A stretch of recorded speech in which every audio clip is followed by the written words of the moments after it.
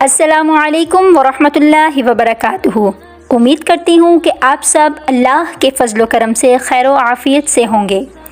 मैं हूँ हाफ़िज़ा सैयदा बुखारी और आप सबको अपने चैनल तालीमुल कुरान आओ कुरान सीखें और सिखाएं में खुशामदीद कहती हूँ, इस आज़्म के साथ कि हम इस इल्म को सीखेंगे और आगे लोगों तक पहुँचाएँगे इंशाअल्लाहुल अज़ीम। आज की मेरी पहली वीडियो के साथ साथ मेरा पहला सबक है तजवीदुल कुरान, यानी तजवीदुल कुरान के बारे में जानना कि कुरान को पढ़ने के लिए तजवीद के कवाइद व ज़वाबित को सीखना क्यों ज़रूरी है। तो चलते हैं अपने पहले सबक की तरफ, जिसका उन्वान है तजवीद का बयान।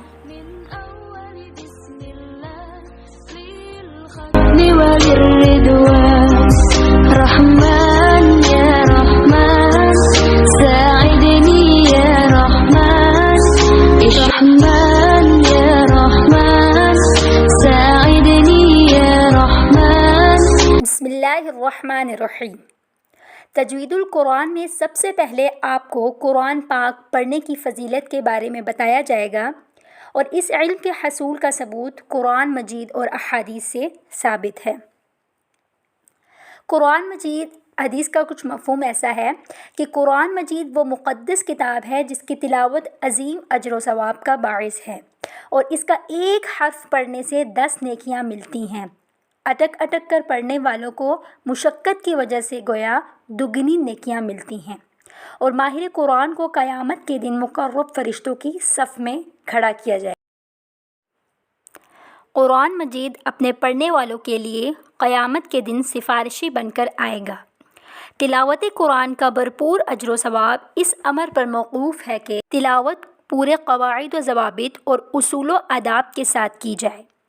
कुरान मजीद के हम पर जो हक़ूक़ हैं, इनमें से ईमान लाने के बाद दूसरा इंतहाई अहम हक़ ये है कि इस कलाम पाक को सही तरह पढ़ा जाए और ये उसी वक्त हो सकता है जब तजवीद के कवाइद को मद्देनज़र रख कर कुरान मजीद को पढ़ा जाए।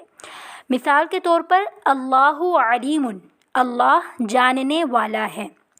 अगर जो लोग तजवीद के कवाइद व ज़वाबित को नहीं समझते, वो अल्लाहु अलीमुन के बजाय अगर अल्लाहु अलीमुन बोल देंगे तो नाऊज़ु बिल्लाह एक ज़बरदस्त माना में बदलाव आएगा और अलीमुन का मतलब है दर्दनाक।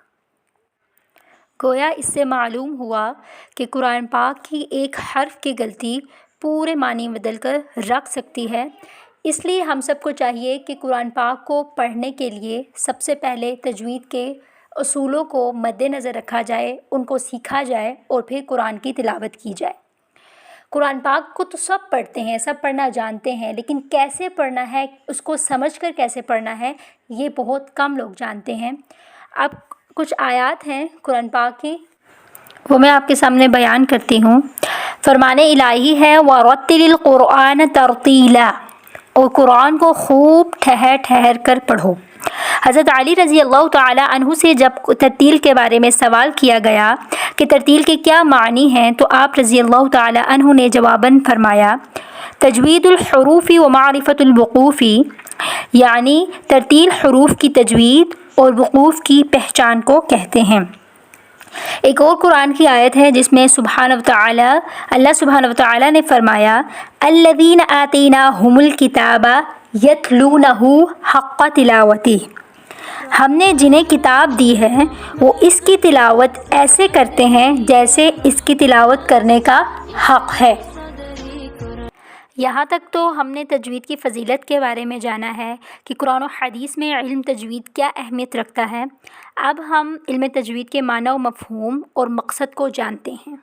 सबसे पहले मैं आपको बताऊँगी तजवीद के मानी और मफ़हूम। पहला हमारा टॉपिक है तजवीद के लुग़वी मायने क्या हैं।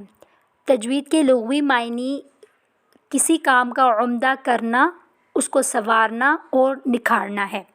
और इस्तिलाही मानी में इल्म तजवीद का मतलब ये है कि हुरूफ़ के मखारिज, यानी जहाँ से हर्फ अदा होते हैं और इनकी सिफ़ात और हुरूफ़ को तसहीह और तहसीन यानी ख़ूबसूरत तरीके से अदा करने के बारे में बहस की जाती है।